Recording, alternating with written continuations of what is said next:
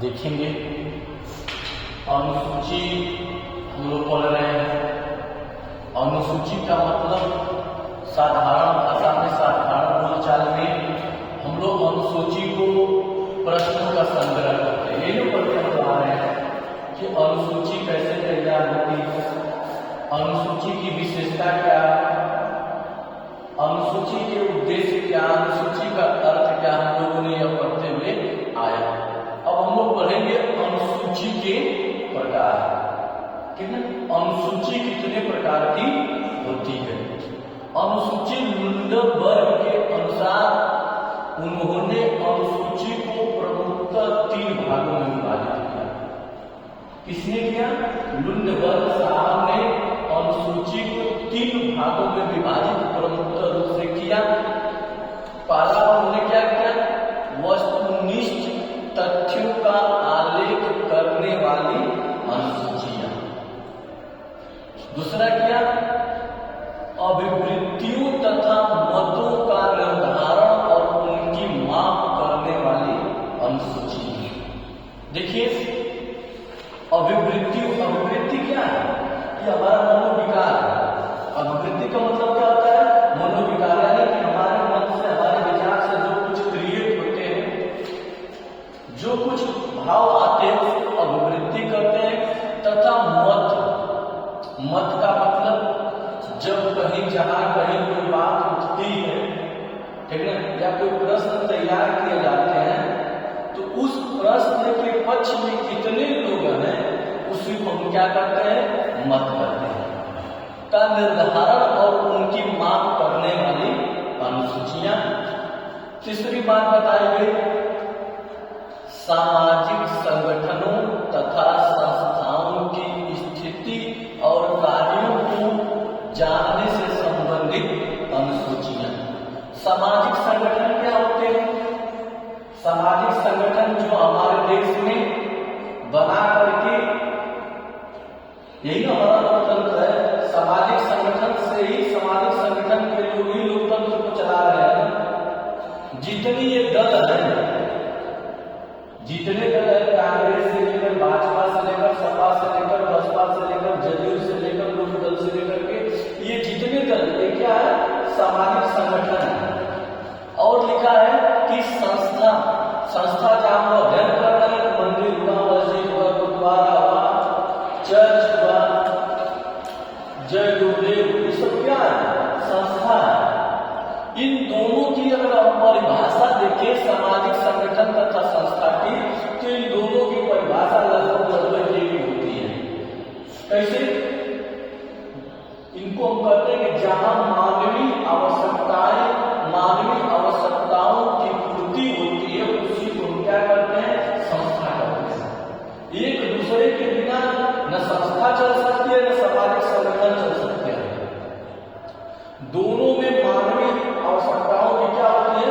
जरूरत होती है। अगर आप यह देख लीजिए, मंदिर बने हैं, खूब विशाल मंदिर बना है, कहीं का भी मंदिर बना है, अगर वहां लोगों का आगमन, आना जाना बंद हो जाए, तो उस मंदिर की कीमत रहेगी, कीमत समाप्त हो जाए। कितना हो बड़ा मंदिर, कितना हो विशाल भव्य मंदिर बना दीजिए, अगर मंदिर का अगर कोई स्वरूप है, मंदिर का कोई रूप है, तो मानव है। क्या है? मानव। मानव ही शक्ति है। मानव में शक्ति सब कुछ नहीं है, मानव सर्वशक्तिमान है। लेकिन मन को समझाने के लिए, मन को बढ़ाने के लिए मूर्तियां बना दी जाती है, लोगों की आस्था से जोड़ दिया जाता है, जो हमारे युगांतर से चलता आ रहा है। ये तो प्यारे बच्चों, एक बात जान लीजिए, जहां मनुष्य का आवागमन कम हो गया, उनका अस्तित्व समाप्त हो जाएगा। चाहे वो कितना हो बड़ा दल हो, चाहे वो कितना हो बड़ा दल हो, जहां मनुष्य का, मानव का वहां से रहा खड़ा, तो जमीन पर आते देरी नहीं लगेगा। इसलिए सामाजिक संगठन और संस्थाओं में किसी का बहुमूल्य अगर योगदान होता है, तो मनुष्य का होता है। किसका होता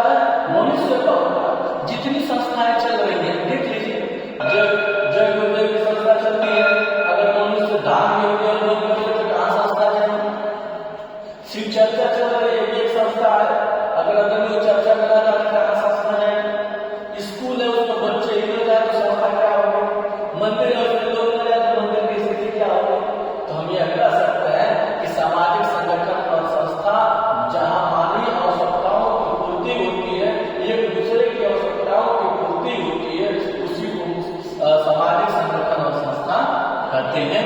तो इन सामाजिक संगठन और संस्थाओं की स्थिति और कार्यों को जानने से संबंधित अनुसूचियां हैं। अगला है इसका निर्माण हम कैसे करते हैं। अनुसूची का मतलब प्रश्न। अनुसूची हम तैयार कैसे करते हैं, तो कोई भी चीजें तैयार करने के लिए हमको क्रम से गुजरना पड़ता है, हमको नियम से गुजरना पड़ता है, अनुशासन से गुजरना पड़ता है, तब जाकर के कोई चीजें तैयार होती है। जिस प्रकार से अगर अनुसूची को तैयार करना होगा, सबसे पहले समस्या पर विचार करना होगा। सबसे पहले समस्या को देख करके उस पर विचार करना होगा, उसके बाद प्रश्नों का निर्माण करना होगा, उसके बाद उसकी रूप तैयार करना होगा, उसके बाद उन प्रश्नों को क्रमबद्ध लगाना होगा। जब हम इतना कर लेंगे तो अनुसूची कितना सही है कितना गलत है इसका जांच करना होगा। तो इस तरह से अनुसूची क्या होती है, तैयार होती है। और इसका भौतिक रूप क्या होता है, किस चीज की जरूरत पड़ती है, सबसे पहले कागज की जरूरत पड़ेगी।